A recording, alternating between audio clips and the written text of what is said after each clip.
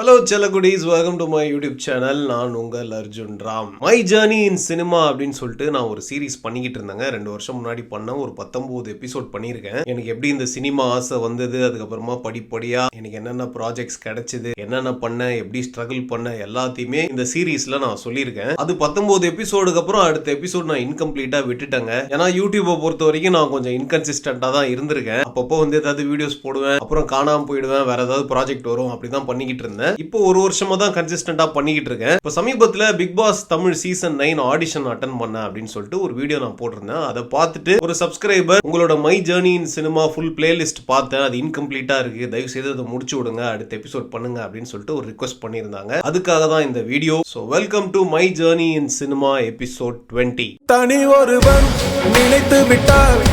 இந்த my journey in cinema பத்தி idea இல்லாதவங்க நம்ம சேனல்ல ஒரு பிளேலிஸ்ட் இருக்குங்க, பாருங்க, உங்களுக்கு ஒரு ஐடியா கிடைக்கும். சோ எபிசோட் 19ல நான் 2021ல ஒரு படம் ஹீரோவா கமிட் ஆனாங்க, திருடர்கள் தேவை அப்படின்னு சொல்லிட்டு ஒரு படம். குள்ளநரி கூட்டம் அப்படின்னு சொல்லிட்டு ஒரு சக்சஸ்ஃபுல் படம் டைரக்ட் பண்ண ஸ்ரீ பாலாஜி சார் 10 வருஷம் ஒரு கேப் விட்டுட்டாரு. அதுக்கப்புறமா 2வது படம் இப்ப டைரக்ட் பண்ண வராரு. அதுக்கு ஒரு புது ஹீரோ தேடுறாங்க. தேடிக்கிட்டு இருக்கும்போது என்னோட ஃப்ரெண்டு கொரியோகிராஃபர் சசி என்னோட போட்டோ அமிச்சு, என்னோட பரியரும் பெருமாள் நான் பண்ண ஒரு சீன் பர்ஃபார்மன்ஸ் அமிச்சு டைரக்டருக்கு உடனே பிடிச்சி இவன் தான் என் ஹீரோ, உடனே கிளம்பி வர சொல்லுங்க அப்படின்னு சொல்லி ஒரு 1 மந்த் ஷூட்டிங் பண்ணோம். அதுல ஒரு சில பஞ்சாயத்துலாம் நடந்தது. பட் படம் நல்லபடியா முடிஞ்சது. படம் முடிஞ்சு 2021 அக்டோபர் 2ஆம் தேதி விஜய் சேதுபதி ஃபர்ஸ்ட் லுக்கை ரிலீஸ் பண்ணாரு. படம் எல்லாம் ரெடி ஆயிடுச்சுங்க ரிலீஸுக்கு. ஆனா படம் இன்னைக்கு வரைக்கும் ரிலீஸ் ஆகலைங்க அப்படின்னு சொல்லிட்டு நான் 2023ல பண்ண வீடியோல சொல்லியிருந்தேன். இன்னைக்கு வரைக்கும் அந்த படம் ரிலீஸ் ஆகலைங்க. இதுக்கப்புறம் எனக்கு ரிலீஸ் ஆகுமா அப்படின்றது ரொம்ப ரொம்ப டவுட்ஃபுல் தான், ஆவாதுன்னு தான் நினைக்கிறேன். சோ இதை பத்திலாம் நான் எபிசோட் 19லேயே சொல்லியிருக்கேன். இப்போ மூவிங் ஆன். இந்த படம் பண்ணிட்டு நான் ஒரு வருஷம் வெயிட் பண்ணாங்க, படம் ரிலீஸ் ஆகும், நம்ம அவசரப்பட்டு வேற எந்த ப்ராஜெக்டும் கமிட் பண்ண வேணாம், சின்ன சின்ன ரோல்ஸ் எல்லாம் பண்ண வேணாம் அப்படின்னு சொல்லிட்டு நான் ஒரு வருஷம் வெயிட் பண்ணேன். பட் இதுக்கு முன்னாடி நான் ஒரு படம் என் பேர் குமாரசாமி அப்படின்னு சொல்லிட்டு ஒரு படம் ஹீரோவா பண்ணிட்டு அந்த படத்துக்காக ஒரு 4 வருஷம் வெயிட் பண்ணி ரிலீஸே ஆகாம மறுபடியும் திரும்ப நம்ம டைம் வேஸ்ட் பண்ணக்கூடாது, அடுத்து ஏதாவது ப்ராஜெக்ட் வந்தா பண்ணலாம், சின்ன கேரக்டரா இருந்தாலும் அப்படின்னு வெயிட் பண்ணிக்கிட்டு இருக்கும்போது தான் எனக்கு குமார் ராஜா ராமன் அப்படின்னு சொல்லிட்டு ஒருத்தர் கிட்ட இருந்து போன் வருதுங்க. அவர் யார் அப்படின்னு பாத்தீங்கன்னா வீரா அப்படின்னு சொல்லிட்டு ஒரு தமிழ் படம், அந்த படத்தோட டைரக்டர். அந்த படத்துல தான் கண்ணா ரவி ஃபர்ஸ்ட் டெபியூ பண்றாரு தமிழ் சினிமால. கண்ணா ரவி யாருன்னு பாத்தீங்கன்னா இப்போ கூலி படம் பார்த்திருப்பீங்க, சூப்பர் ஸ்டார் ரஜினிகாந்த் படம். அதுல நாகார்ஜுனாவோட சன்னா நடிச்சிருந்தார் பாத்தீங்களா, அவர் தான் கண்ணா ரவி. எக்ஸ்ட்ராடினரி ஆக்டருங்க அவரு, எனக்கு ரொம்ப பிடிக்கும். எனக்கு அவரு ரொம்ப வருஷத்துக்கு முன்னாடியே தெரியும். ஏன்னா என்னோட க்ளோஸ் சர்க்கிள்ல இருக்கக்கூடிய பசங்க நான் கொரியோகிராஃப் பண்ணி ராஜ் டிவில டாப் ஜோடி அப்படின்னு சொல்லிட்டு ஒரு ரியாலிட்டி ஷோல பார்ட்டிசிபேட் பண்ணாங்க. அதே ஷோல கண்ணா ரவியும் ஒரு பார்ட்டிசிபென்ட்டா இருந்தாரு. அப்போ ரொம்ப நாங்க பேசிக்கிட்டது இல்ல, பட் ஒருத்தருக்கு ஒருத்தர் எங்களுக்கு தெரியும். அதுக்கப்புறமா கட் பண்ணா ஒரு 4 இயக்குனர்ல ஒரு சில ஷார்ட் பிலிம்ஸ் எல்லாம் பண்ணாரு. அப்புறம் வீரா படத்துல அவரோட பெர்ஃபார்மன்ஸ் எல்லாம் பார்த்து அதுக்கப்புறமா நாங்க பேசிக்கிட்டோம். நான் ஒரு அப்ரிஷியேட் பண்ண, எனக்கு ரொம்ப பிடிச்சிருக்கு உங்க பெர்ஃபார்மன்ஸ், நம்ம 2 பேரும் சேர்ந்து சீக்கிரமா ஒர்க் பண்ணோம் அப்படின்னு பேசிக்கிட்டு இருந்தோம். அது ஆண்டவனா நடத்தி கொடுத்த மாதிரி எனக்கு 2022ல குமார் ராஜா ராமன் சார் கிட்ட இருந்து ஒரு கால் வருது. இது மாதிரி ஆஹா தமிழுக்கு ஒரு ப்ராஜெக்ட் பண்றாங்க, ரஃபீக் இஸ்மாயில் அப்படின்னு சொல்லிட்டு ஒரு டைரக்டர், கண்ணா ரவி தான் ஹீரோவா பண்றாரு, அதுல ஒரு நெகட்டிவ் ரோல் இருக்கு, போலீஸ் ரோல் தான், நீங்க பண்ணுங்க தல, நல்லா இருக்கும் உங்களுக்கு அப்படின்னு என்கிட்ட சொல்றாரு. நான் அவர்கிட்ட சொல்றேன், தல மறுபடியும் போலீஸ் ரோலா, வேற ஏதாவது நெகட்டிவ் ரோல் இருந்தா சொல்லுங்க அப்படின்னு. நோ தல, இது ரொம்ப முக்கியமான ரோல் படத்துல, தயவு செய்து மிஸ் பண்ணிடாதீங்க, எனக்கு வேற மாதிரி கேரக்டர்ஸ் இருந்தா நான் கொடுக்க மாட்டேனா, இருக்கிற கேரக்டர்ஸ்ல இதுதான் வெயிட்டா இருக்கு, இதுதான் அவைலபிள் இருக்கு, யோசிக்காம பண்ணுங்க அப்படின்னாரு. சரி தல நான் பண்றேன்னு சொல்லிட்டு அதுக்கப்புறமா டைரக்டர் ரஃபீக் இஸ்மாயில போய் அவர் பார்க்க சொல்றாரு. நான் போய் பார்த்தேன், அவருக்கும் ஓகே. கொஞ்சம் மீச தாடி அப்படியே விட்டுருங்க, மீச நல்லா பெருசா கடா மீச மாதிரி இருக்கணும். ஒரு பழைய போலீஸ் ஆபீசர் ரெஃபரன்ஸ் ஒன்னு கொடுத்தாரு, அவர் இப்படிதான் கடா மீச எல்லாம் வச்சிருப்பாரு, அந்த லுக் நம்ம ட்ரை பண்ணலாம், சோ மீச தாடி எடுக்காதீங்க, இந்த ப்ராஜெக்ட் ஒரு 3 மாசம் ஆகும், அது வரைக்கும் நீங்க எடுக்காதீங்க அப்படின்னு சொல்லிட்டாரு. நான் மீச தாடி வளர்க்க ஆரம்பிச்சிட்டேங்க. ஆக்சுவலா குமார் ராஜா ராமன் சாருக்கு நான் எப்படி பரிச்சயமான பழக்கமான அப்படின்னு பாத்தீங்கன்னா, வீரா படம் ரிலீஸ் ஆகுதுங்க. நான் அப்பதான் சத்ரு படம் பண்ணிக்கிட்டு இருக்கேன் ஷூட்டிங்ல. சோ அந்த படம் ரிலீஸ் ஆன உடனே படம் பெருசா போகல, பட் ஸ்டில் நான் குமார் ராஜா ராமன் சாருக்கு FBல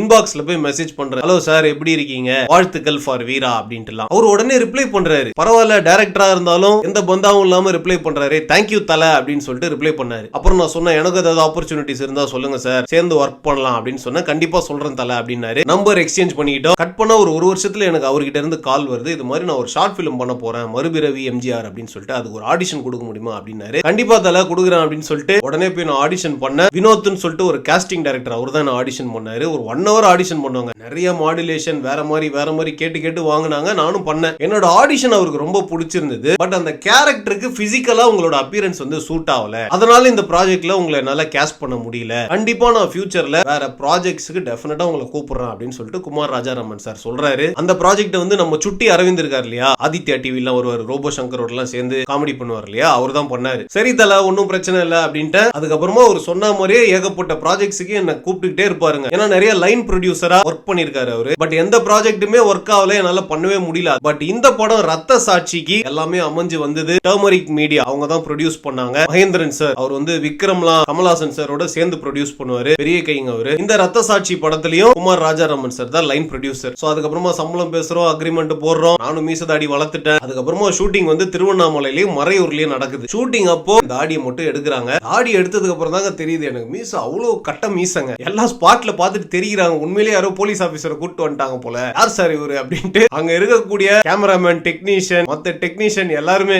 உண்மையிலேயே போலீஸ் மாதிரி இருக்கிற தலை அப்படின்னு வந்து என்கிட்ட பேசிட்டு இருந்தாங்க. நல்லா இருந்ததுங்க அந்த எக்ஸ்பீரியன்ஸ். அண்ட் கண்ணா ரவியோட ஒர்க் பண்றது எனக்கு ரொம்ப ரொம்ப சந்தோஷமா இருந்தது. Very talented actor. அப்புறம் ஹரிஷ்னு சொல்லிட்டு ஒரு ஆர்டிஸ்ட் வந்து அதுல நடிச்சிருந்தாரு. முதலும் நீ முடிவும் நீ படத்துல கூட ரொம்ப ஃபேமஸான அந்த சைனீஸ் ரோல்ல அவர் ஆக்ட் பண்ணியிருந்தாரு. அவரோட எனக்கு காம்பினேஷன்ல சீன்ஸ் எல்லாம் இருந்தது. அவரை போட்டு ஜெயில ஒரு சீன்ல பயங்கரமா போட்டு அடிப்பேன், எக்ஸ்ட்ரானரியா பண்ணியிருந்தாரு அவரு. அப்புறம் எனக்கும் கண்ணா ரவிக்கும் ஒரு முக்கியமான சீன் ஒன்று இருக்கும். அவர் என்ன மர்டர் பண்ற சீன். அந்த சீன் வந்து மேக்கிங்லாம் வேற லெவல் இருக்குங்க. ஒரு டம்ளர் என் மூஞ்சில சொருவி என்ன கொல்லுவார் ஒரு ரெஸ்டாரண்ட்ல. அப்புறம் ஜெகதீஷ் அப்படின்னு சொல்லிட்டு ஒரு யங்ஸ்டர், அவர் தான் சினிமாட்டோகிராஃபி பண்ணாரு, எக்ஸ்ட்ரானரியா பண்ணியிருந்தாரு. ரஃபீக் இஸ்மாயில் டைரக்டர், அவருமே ஒரு எக்ஸ்ட்ரானரி டைரக்டருங்க. ரொம்ப பர்டிகுலரா ஒரு சீன் இப்படிதான் வேணும் அப்படின்னு சொல்லிட்டு திரும்ப திரும்ப அந்த பெர்ஃபெக்ஷன் வர வரைக்கும் வேலை வாங்கிக்கிட்டே இருப்பாரு. எனக்கு ஒரு லென்த்தி டயலாக் ஒரு சீன்லாம் இருக்கும், அதெல்லாம் அவ்வளவு வாட்டி ரிஹர்சல் பார்த்திருக்கோம். ஒரு டாஸ்க் மாஸ்டர் அப்படின்னே சொல்லலாம். அந்த படம் வந்து ஆஹா தமிழ்ல இருக்குங்க, அதுலதான் ரிலீஸ் ஆச்சு. ஆஹா தமிழ் ஒரிஜினல் அது. இந்த படம் ரத்த சாட்சி நிறைய டிஜிட்டல் அவார்ட்ஸ் எல்லாம் வாங்கிச்சு. பத்திரிகை எல்லாத்துலயுமே ரொம்ப பாசிட்டிவா எழுதினாங்க படத்தை. கிரிட்டிக்கலி வெரி வெல் அக்ளைம்டு ஃபிலிம்னு சொல்லலாம். நீங்க ஒருவேளை இன்னும் படம் பார்க்கல அப்படின்னா ஆஹா தமிழ்ல ரத்த சாட்சி அந்த படத்தை பாருங்க. டிசம்பர் 2022 இந்த படம் ரிலீஸ் ஆச்சுங்க. நிறைய பேர் படம் பார்த்துட்டு நான் தான் ஹீரோன்னு நினைச்சுக்கிட்டாங்க. ஏன்னா நானும் கண்ணா ரவியும் பிரதர்ஸ் மாதிரி இருக்கும் அப்படின்னு சொல்லிட்டு நிறைய பேர் சொல்லியிருக்காங்க. அப்புறம் நான் சொன்னேன், ஏங்க அது இல்லைங்க, ஹீரோ கண்ணா ரவிங்க, நான் அதுல ஒரு நெகட்டிவ் ரோல் லிங்கம்னு ஒரு கேரக்டர் பண்ணிருப்பேன் பாருங்க அப்படின்னு சொல்லிட்டு இந்த மாதிரி ஒரு சில காமெடிலாம் நடந்தது. அப்புறம் இன்னொரு முக்கியமான விஷயம், அந்த மை ஜர்னி இன் சினிமா இருந்து பாத்தீங்கன்னா நான் ஒரு எபிசோட்ல சொல்லியிருப்பேன், சத்ரு அப்படின்னு சொல்லிட்டு நான் ஒரு படம் பண்ணேன். படம் த்ரூ அவுட்டா வர மாதிரி ஒரு முக்கியமான ரோல் பண்ணேன். பட் அந்த படத்தோட ஆடியோ லான்ச்ல என்ன ஸ்டேஜுக்கு கூட கூப்பிடலைங்க, ரொம்ப கஷ்டமா இருந்தது அப்படின்னு சொல்லிட்டு ஒரு விஷயம் நான் ஷேர் பண்ணியிருந்தேன். பட் இந்த படம் ரத்த சாட்சியில audio launch and press meet ஒன்னு ப்ரீ ரிலீஸ் ஒன்னு வச்சாங்க. அதுல ஸ்டேஜ்ல என்ன கூப்பிட்டு உட்கார வச்சு மேடையில என்ன பேசுறதுக்கும் அழைச்சாங்க. ஒரு பெரிய ரெனவுண்ட் ஆர்டிஸ்டுக்கு என்ன மரியாதை கொடுப்பாங்களோ அந்த மரியாதையை through out the film shooting அப்பவும் சரி, ப்ரீ ரிலீஸ் ஈவென்ட்லயும் சரி, அந்த மரியாதையை எனக்கு கொடுத்தாங்க. ரொம்ப ரொம்ப சந்தோஷமா இருந்ததுங்க. ரத்த சாட்சி டீமோட ஒர்க் பண்ணது வாழ்க்கையில எனக்கு மறக்க முடியாத ஒரு எக்ஸ்பீரியன்ஸ், ஒரு பிளசன்ட் எக்ஸ்பீரியன்ஸ். ஒரு சின்ன மனக்கசப்போ மன வருத்தமோ எதுவுமே கிடையாது. குமார் ராஜாராமன் சாரும் நானும் இன்னைக்கு வரைக்கும் பயங்கர தோஸ்து. எனக்கு என்னைக்காவது ப்ராஜெக்ட்ஸ் இல்லாத டைம்ல அவருக்கு தான் போன் அடிப்பேன், தலைவரே முதலாளி ஏதாவது வேலை கொடுங்க முதலாளி அப்படின்னு. இப்போ சமீபத்துல பைசன் பார்த்துட்டு கூட என்கிட்ட பேசினாரு, தல நீங்க சரியான பர்ஃபார்மரு, உங்க டைம் ஒர்க் அவுட் ஆகட்டும், உங்களுக்கு கண்டிப்பா நாஸ்தியான ப்ராஜெக்ட்ஸ் எல்லாம் கிடைக்கும். நானும் என் சர்க்கிள்ல என்ன ப்ராஜெக்ட்ஸ் வந்தாலும் உங்களை பொறுத்துறதுக்கு நான் பார்ப்பேன். பட் ஒரு அளவுக்கு மேல என்னால புஷ் பண்ண முடியாது. கடைசியில டைரக்டர் கால் தான், அது மட்டும் மைண்ட்ல வச்சுக்கோங்க தல அப்படின்னு. ஓகே தல ஓகே தல அப்படின்ட்டு இன்னைக்கு வரைக்கும் ரத்த சாட்சி குரூ எல்லாரோடையும் எனக்கு ஒரு பயங்கரமான ஃப்ரெண்ட்ஷிப் இருக்கு. ஹோப்ஃபுல்லி ஃபியூச்சர்ல நாங்கெல்லாம் திரும்ப சேர்ந்து ஒர்க் பண்ணுவோம் அப்படின்னு நினைக்கிறேன், நம்புறேன். சோ இதாங்க ரத்த சாட்சி எக்ஸ்பீரியன்ஸ். ரத்த சாட்சிக்கு அப்புறமா இப்போ நான் பைசன் தான் பண்ணிருக்கேன். பைசன் படம் எக்ஸ்பீரியன்ஸ்லாம் ஆல்ரெடி நான் உங்களுக்கு ஷேர் பண்ணிட்டேன். சோ இதுக்கப்புறமா அடுத்தடுத்து நான் சினிமால பண்ணக்கூடிய projects what ever it is உங்களோட கண்டிப்பா இந்த மை ஜர்னி இன் சினிமால ஷேர் பண்றேன். மத்தபடி அதர் கண்டென்ட்ஸ் நம்ம சேனல்ல கண்டிப்பா வந்துகிட்டே இருக்குங்க. Thank you for watching. Hope you like the video. நான் இன்னொரு சுவாரஸ்யமான வீடியோல சீக்கிரம் உங்களை சந்திக்கிறேன். Until then, tada bye bye, see you. What a moment. ஒருவன் நினைத்து விட்டால்